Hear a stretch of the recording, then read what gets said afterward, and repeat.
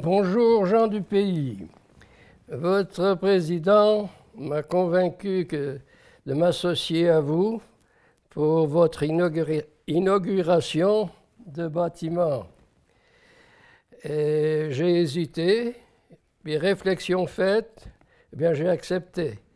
Cependant, j'aimerais bien partager l'honneur que vous me faites avec tous ceux qui ont bâti progressivement et le Témiscamingue et l'Abitibi, m'associer aux familles, partager avec des familles qui ont quitté le sud de la province, qui ont remonté les Outaouais, ceux qui sont venus jusque l'Aricana, et bien sûr les grands nombres qui ont utilisé les chemins de fer nationaux, le CN.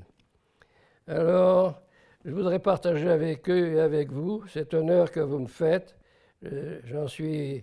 J'apprécie, je suis très sensible à votre geste.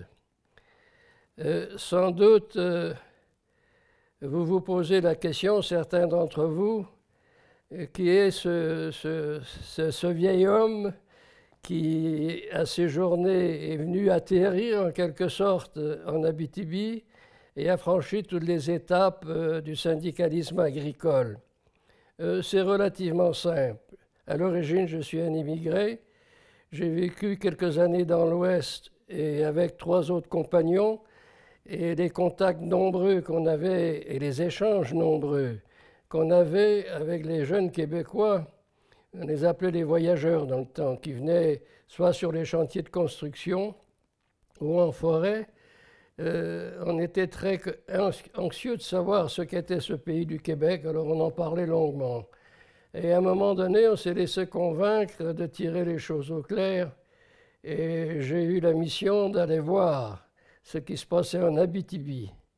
J'avais un contact, je suis arrêté à La Sarre, et de La Sarre, on m'a dit d'aller à Québec parce que notre cas était particulier, nous étions tous célibataires, ça posait quelques problèmes pour les obtentions de l'eau, chose que j'ai faite. Et à Québec, j'ai pu m'entendre parce que nous étions ensemble 4, j'ai pu m'entendre et j'ai pensé qu'on me retournerait à La Sarre. Sauf, on m'a dit, non, tu n'iras pas à La Sarre, tu vas aller à Rochebeaucourt. Parce qu'à Rochebeaucourt, on a une opération de consolidation de paroisses, on a besoin de gens comme vous autres, et on a là-bas le chanoine Louis-Émile Girard, missionnaire colonisateur, qui pourra prendre soin de vous et s'occuper de votre cas. Alors, j'ai convenu, j'ai accepté. C'est comme ça que notre séjour a commencé à Rochebeaucourt, sous la bienveillance du chanoine et son aide particulière. Ça n'a pas pris beaucoup de temps. Je ne me rappelle pas si c'est la première ou la deuxième année. Monsieur le chanoine, il avait une job pour moi. Il m'a dit, j'ai parlé avec M. Proulx, avec M. Poitras, avec M. Bousquet et d'autres, et vous allez prendre ma voiture et vous irez au congrès de l'UCC à Macamic. Mais fais attention, parce que toi, il faut que tu t'occupes d'une résolution. C'est la résolution numéro 36, tu vas voir. Il y a un président d'assemblée, il y a des congressistes, il faudra que tu te débrouilles. Et fais ça comme il faut, parce que le président d'assemblée, d'habitude, c'est Monsieur La Liberté, et c'est un homme d'action. Alors j'ai accepté tout ça, je me suis retrouvé avec des congressistes au sous-basement de l'église de Macamic. Les choses tournaient rondement, la résolution 36 est arrivée, j'ai pris un peu de temps pour arriver au centre et je me suis excusé auprès de M. La Liberté de mon léger retard et j'ai pu faire mon intervention. Il s'agissait, si ma mémoire est bonne, de défendre le doublement des primes pour les labours, pour le défrichement et les labours. C'était quelque chose du genre. Alors j'ai fait mon intervention avec mon accent, bien sûr. J'ai vu qu'il y avait un peu d'étonnement dans la salle. Et quand j'ai eu fini, les gens probablement voulaient venir à mon secours, ils m'ont applaudi. J'étais très content, mais ce qui est arrivé là, je l'ai réalisé plus tard. Je venais de signer une convention de 15 ans avec l'UCC. Et de là, eh bien, les situations ont évolué très vite. Et comme les autres, je suis passé d'étape en étape jusqu'à la présidence de l'UCC, plus tard de l'UPA. C'est aussi simple que ça. Vous me posez une première question. Vous me dites de vous rappeler le passage, mon passage au CERNOC. Et vous m'attribuez presque la fondation du CERNOC. Les choses sont un peu autres. Le gouvernement du Québec avait décidé d'encourager les régions à s'entendre et former des organisations régionales avec qui l'État pourrait échanger et travailler. Alors c'est à ça qu'on s'est rallié à la fédération de l'UCC, qui avait son siège social à Amos dans le temps. Et un agent du gouvernement avait fait la tournée du Témiscamingue et de l'Abitibi pour s'assurer qu'il y aurait assistance au départ. Je vais vous rappeler la première réunion du conseil d'administration, parce que là, j'avais déjà hérité d'une présidence. Alors, je me souviens très bien des interventions. Je vais vous en rappeler deux, parce que c'était quand même un événement. J'ai assisté à la rencontre de gens qui venaient du Témiscamingue et de l'Abitibi, qui étaient joyeux et heureux de se trouver ensemble, et qui, une fois autour de la table, avaient chacun quelque chose à dire, et quelque chose à dire d'importance.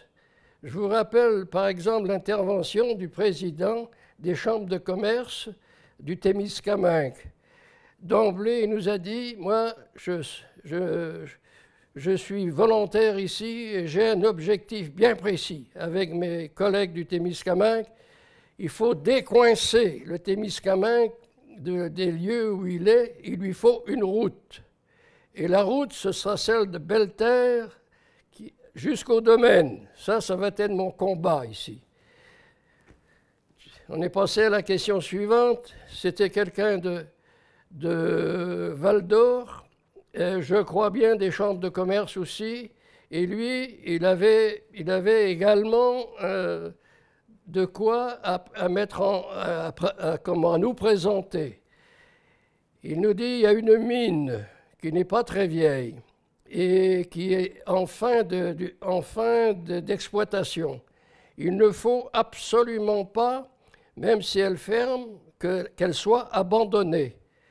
Les lieux sont tels et les équipements à l'intérieur sont tels que c'est une mine en bon ordre et il nous faut penser dès maintenant à la retenir, et ce serait le lieu rêvé pour établir une école des mines en Abitibi.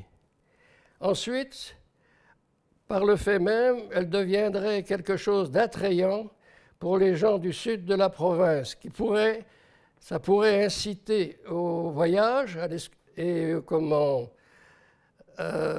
aux échanges et être des rapports utiles pour faire connaître l'Abitibi.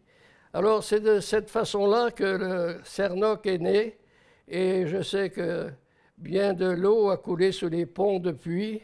Aujourd'hui, si on y va, le tourisme fait son apparition.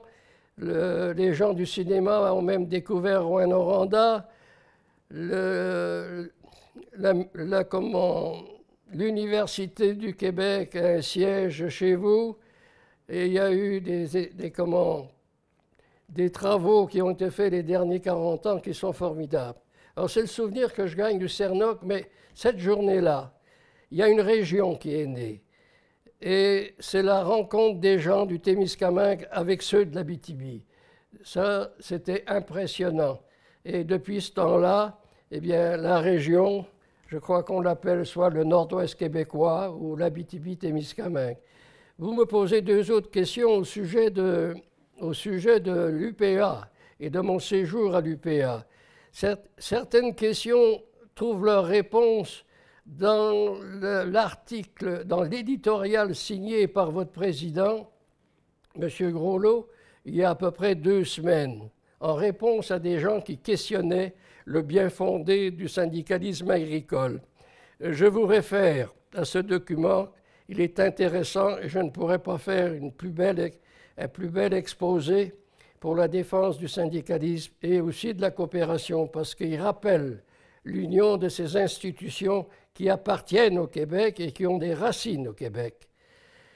Je soulève ça quand même parce que vous me demandez, dans la deuxième question, si l'acquisition ou l'obtention de la loi de protection du territoire, non, pas du territoire, l'obtention de la loi du syndicalisme agricole avait été chose facile. Non, elle était facile dans la relation qu'on a eue avec M. Lesage et M. Bourassa. Les deux ont ouvert les portes. M. Bourassa a confié au ministre de l'Agriculture de l'époque, M. Toupin, qui était un ancien directeur régional à Amos et plus tard dans la Mauricie, la mission d'entreprendre avec l'UCC débat, rencontre, séance de travail, se joindre à un avocat ou 2 avocats et travailler à la mise en forme d'une loi constitutive pour le syndicalisme agricole. Les premières étapes ont été franchies rapidement. Cependant, quand il s'est agi de passer la loi, il y a eu hésitation, disons hésitation. Et M. Bourassa n'avait pas l'accord total du Conseil des ministres.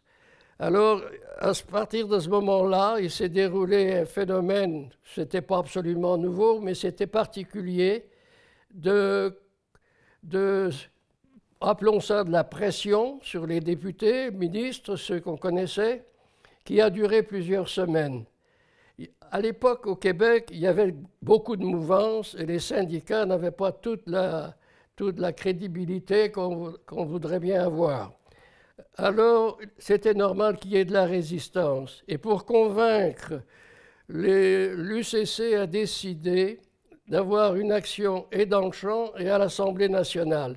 Et pendant plusieurs semaines, les groupes se sont succédés au lieu réservé aux gens de passage, les journalistes, la visite, et pendant plusieurs semaines et pendant les journées occupées par l'Assemblée nationale, cet espace se remplissait.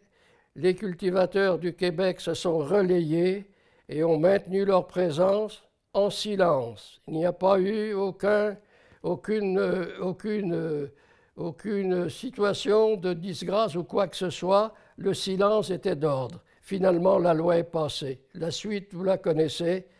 Les choses se sont succédées rapidement et les agriculteurs voulaient cette loi-là et ils ont voté favorablement à hauteur de au-dessus de la hauteur exigée du 60 et 66%, qui est une condition qui existe seulement au Québec pour toutes les obtentions, soit de plans conjoints ou autres.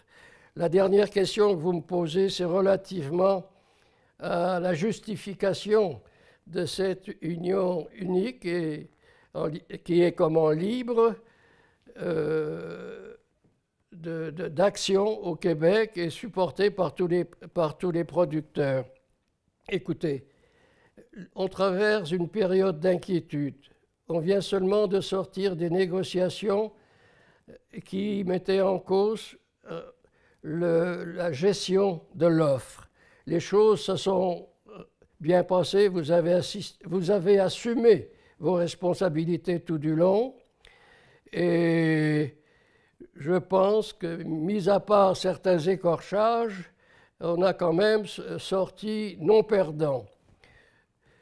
Pour l'avenir, l'horizon entretient certains nuages. Par exemple, récemment encore, on soulevait on soulevait le problème des antibiotiques. À l'occasion, on soulève le problème des fongicides et des herbicides. On soulève le problème de la mainmise de quelques entreprises sur les semences et ce qui est le contrôle qu'ils exercent. On réalise que, par exemple, dans la chimie, 4 ou 5 entreprises se partagent le marché, tel Syngenta, Monsanto, tel, on l'appelle, le nom résonne comme Domtar, Dow Chemical et DuPont. Si on allait voir du côté des compagnies, des multinationales qui supervisent et qui dominent le commerce des grains, on serait également surpris de voir qu'à 5 d'entre elles, elles sont présentes dans tous les continents et même si elles changent de nom, ce sont les mêmes intérêts. Il y a une grande attente de la part du monde agricole et j'ose pas dire insécurité, mais on ne peut pas affronter des problèmes qui maintenant sont d'ordre planétaire, les mains dans les poches. Et si on commettait la faute de dire que tout est acquis, on ferait une grosse erreur. Mon temps, je pense, est écoulé. Je vous encourage, vous êtes les héritières et les héritiers du syndicalisme agricole et de l'UPA.